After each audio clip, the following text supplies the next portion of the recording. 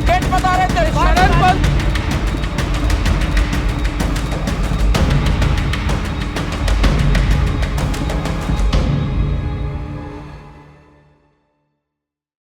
मेरे प्यारे साथियों, पिछले 4 एपिसोड्स में हमने रिसरेक्शन यानी मौत के बाद फिर जिंदा किए जाने के बारे में आपसे बातें की।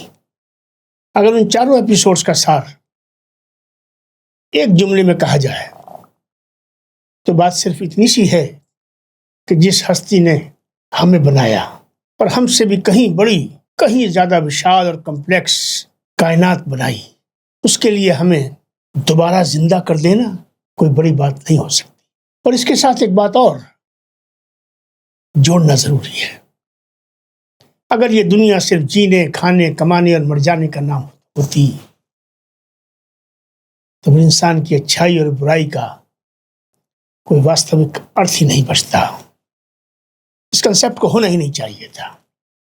पाप और पुण्य नाम की कोई चीज होनी ही नहीं चाहिए थी। किसी के न्याय करने और किसी के अत्याचार करने में कोई अंतर नहीं रह जाता। जालिम और मजलूम दोनों एक जैसे हो जाते हैं। लेकिन अगर ये दुनिया एक परीक्षा, एक इम्तिहान और एक आजमाइश, और एक दिन हर इंसान को अपने हर छोटे बड़े काम का लेखा जोखा, हिसाब किताब देना है, तब दोस्तों अच्छाई का भी अर्थ बनता है और बुराई का भी अर्थ बनता है। पाप और पुण्य का कंसेप्ट, नेकी और बदी का नजरिया अपनी मंतक पा लेता है, अपनी लॉजिक पा लेता है।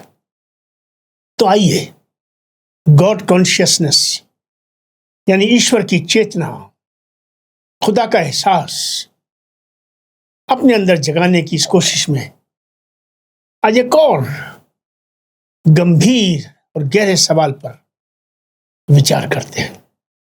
आखिर क्या वजह है कि हम ये जानते हुए भी कि एक दिन हिसाब किताब होना है, लेखा जोखा देखा जाना है, फिर भी ऐसे जीते हैं जैसे वह दिन कभी आएगा ही नहीं, वह दिन कभी आएगा ही नहीं।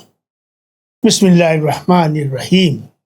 शुरू अल्लाह के नाम से जो एक है, वाहिद है, जिसकी रहमत की न कोई हद है न कोई हिसाब, और जिसकी रहमत कभी खत्म नहीं होती। दोस्तों, इस सवाल का आसान जवाब तो यही है कि हम दुनिया की चकाचौंध में खो गए हैं या उसमें लिप्त हो गए हैं या गुम हो गए। लेकिन कई बार आसान जवाब असली वजहों को छिपा देता है। वह उन पेचीदगियों, उन मसाइल को नजरअंदाज कर देता है जो इंसान के दिल और दिमाग के अंदर चल रहे होते हैं। इसलिए आइए इस बात को थोड़ा और गहराई और विस्तार से समझते हैं। सूरह अल कहफ चैप्टर 18 आयत नंबर 7 में अल्लाह फरमाता है, यकीनन जो कुछ भी इस जमीन पर है हमने उसे उसकी शोभा, उसकी जीनत बनाया है, ताकि हम आजमा सकें, परीक्षा कर सकें कि तुम में से कौन सबसे अच्छे कर्म करता है, अमल करता है। इस आयत से सबसे पहली बात जो समझ में आती है वो ये है कि दुनिया को जानबूझकर ऐसा बनाया गया है कि वह इंसान को अच्छी लगे। माल, दौलत, पैसा, ऊंची और बुलंद इमारतें, बड़े बड़े बिजनेस, अच्छी गाड़ियां, घूमना फिरना, स्वादिष्ट खाना, शोहरत, ताकत, जो कुछ भी इंसान पाने की कोशिश करता है वो इसलिए आकर्षक है क्योंकि उसे आकर्षक बनाया गया है, क्योंकि उसे आकर्षक बनाया गया है। अगर इनमें आकर्षण नहीं होता या ना हो तो फिर परीक्षा कैसी, फिर इम्तिहान किस बात का।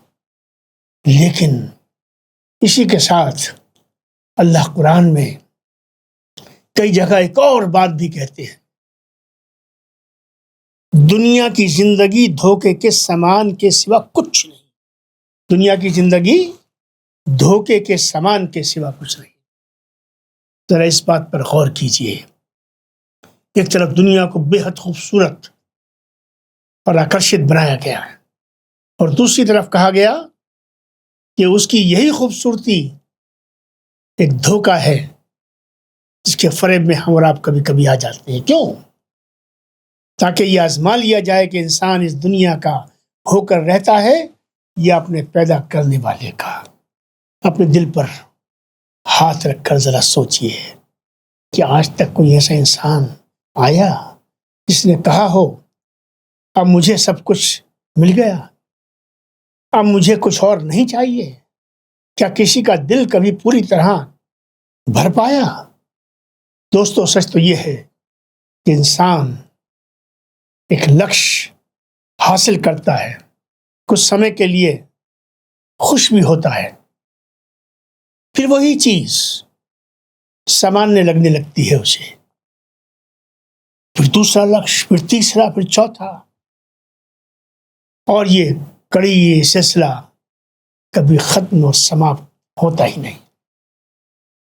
یہی تو اس دنیا کا دھوکہ ہے جس فریب میں ہم سب لپت ہیں. دنیا بار بار آپ کو یہ احساس دلاتی ہے کہ بس ایک چیز اور مل جائے پھر سکون مل جائے گا. لیکن جب وہ چیز مل جاتی ہے تو کیا وہ سکون مل جاتا ہے؟ پھر بھی نہیں ملتا. یہی وہ بے چینی ہے، یہی وہ بے چینی ہے، یہی دل کے سکون کی کمی جو انسان کو یہ سمجھانے کے لیے رکھی گئی ہے کہ یہ دنیا کبھی بھی اس کے دل کو پوری طرح سنتشٹ مطمئن نہیں کر سکتی. اور دوستو، اسی احساس کو محسوس کرنا خدا کو پہچاننے اور حساب کتاب کے دن کو دل سے منانے کی دشا میں بہت بڑا قدم ہے. اسی لیے بار بار دنیا کی طرف لوٹنا، بار بار کچھ نیا حاصل کرنے کی جد و جہد کرنا، اور ہر بار پھر بھی اندر سے ایک خالی پن محسوس کرنا، یہ سب انرتھ یا بیکار نہیں ہے. اگر انسان صحیح نظر سے دیکھے تو یہی انوبھو اس کی سوچ بدل سکتی ہے یا بدل سکتا ہے. یہی اسے یہ سمجھا سکتا ہے کہ اس کا دل کسی اور چیز کو تلاش کر رہا ہے، اس کی آتما کہیں بھٹک رہی ہے. لیکن سوچئے، اگر کوئی انسان اس چکرویو میں کھو کر رہ جائے، ہر بار ناکام ہونے کے بعد بھی اسی راستے پر چلتا رہے، اس کا دماغ تھک جائے، اس کا جسم جواب دینے لگے، پھر بھی وہ اسی دوڑ میں لگا رہے، تو اس کا کیا مطلب ہوا؟ اس کا مطلب یہ ہوا کہ اس نے دھوکے کو ہی واستوک یعنی حقیقت سمجھ بھی لیا اور مان بھی لیا. پر سچ تو یہ ہے کہ اس نے سب سے بڑے گھاٹے کا سودا کر لیا. کیونکہ چاہے وہ کتنا ہی بڑا بزنس مین بن جائے، اس کے پاس کتنی بھی دولت آ جائے، چاہے لوگ اس کی کتنی بھی تعریف کرنے لگے، چاہے اس کے پاس کتنی بھی طاقت آ جائے، وہ نہ تو اپنے دل کو استھائی سکون دے پائے گا اور نہ ہی ہمیشہ زندہ رہ پائے گا. تو اگر آج آپ کا دل یہ کہہ رہا ہے تھوڑا اور پیسہ کما لوں، تھوڑا اور بڑا کاروبار بنا لوں، تھوڑی اور شہرت مل جائے، کچھ اور جگہ گھوم لوں، کچھ اور سواد چکھ لوں، لوگ میری اور تعریف کریں، میں اور بڑا بن جاؤں، تو بس ایک بات یاد رکھیے گا، ان میں سے کوئی بھی چیز آپ کے دل کا سکون نہیں بن سکتی.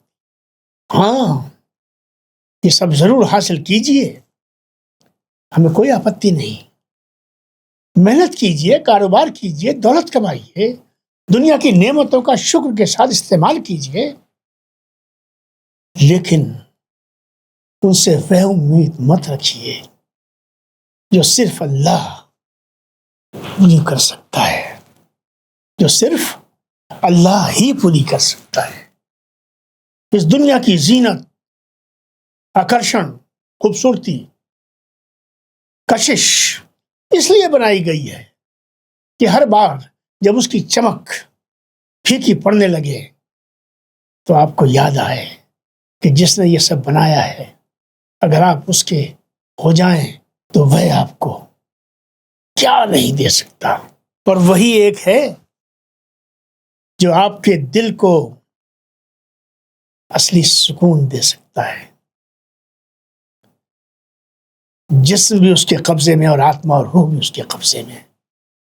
تو اگلی بار جب زندگی میں کچھ حاصل کرنے کے بعد بھی دل خالی محسوس ہو، دکھی ہو، پیڑا رت ہو، جب کسی نئی کامیابی کی چمک کچھ دنوں میں پھیکی پڑ جائے، جب آپ کو لگے کہ ابھی بھی کچھ کمی ہے، تو اسے اپنی ناکامی مت سمجھیے، اسے ایک نشانی سمجھیے۔ کیا سمجھیے؟ اسے ایک نشانی سمجھیے، ایک یاد دلانے والا پیغام سمجھیے۔ چنتا اور چنتن میں آپ کی بدھی کا رخ کرنے کے لیے اس کو ایک سنکیت مانیے کہ آپ کا دل اس دنیا کے لیے نہیں بنایا گیا۔ اور اس وقت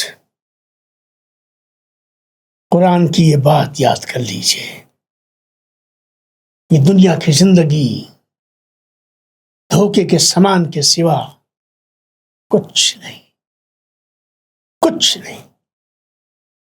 بہت بہت شکریہ۔ وآخر دعوانا ان الحمد للہ رب العالمین۔ اور ہماری آخری پکار یہی ہے کہ تمام تعریفیں اللہ رب کریم کے لیے ہیں جو سارے جہانوں کا رب ہے۔ السلام علیکم ورحمۃ اللہ وبرکاتہ۔ آپ سب پر سلامتی، اللہ کی رحمت اور اس کی برکتیں ہوں۔